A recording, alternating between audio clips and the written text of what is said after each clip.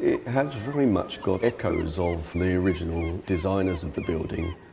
Mendelssohn brought this design from Germany, where he'd already built many buildings and complexes in this style.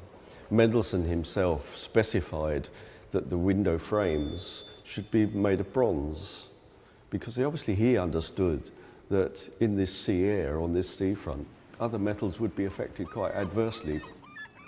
Each of these curved windows is custom made, so they become enormously expensive to replace. It's one of the first welded steel buildings in the country. There's no record of drawings or anything like that from the original installation. So there's a bit of investigation work of trying to get into the head of the engineers that built it in the first place.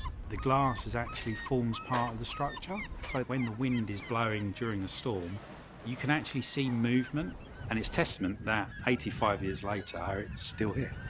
When it is really wet and windy and the rain is coming down, the actual staircase floods quite a lot, and there is literally like a waterfall running down the south staircase.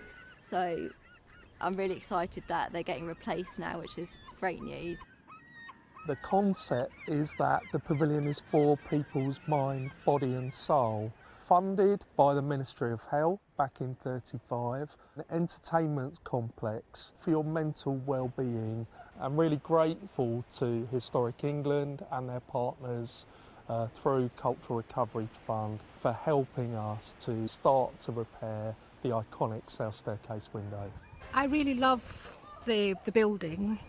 It was designed by people who were seeking refuge, and that for us is really important, that it's also now a place that we can use as refugees. People that have visited us, if they've not seen it before, it's a very impressive building.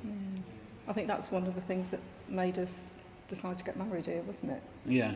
It was just such a beautiful building to get married in. It's kind of like my Delaware almost, you know what I mean? The building is such an iconic part of Bexhill, and it's iconic in itself. I'm really glad that we're in a place where it can be cared for and it can be paid for to be cared for. The building shines when it's full of people, when there is that sense of community all around. Hopefully by this summer, and if not the next one, it'll be full again with that sense of community and everyone enjoying themselves. Sometimes I ask my visitors, why do you think this building is here in this little sleepy seaside town? Why is this magnificent world-class building here? And I think that's the vision of the 9th Earl de Delaware. We owe it to them. We hold this building in trust for what's happened in the past and where it goes in the future.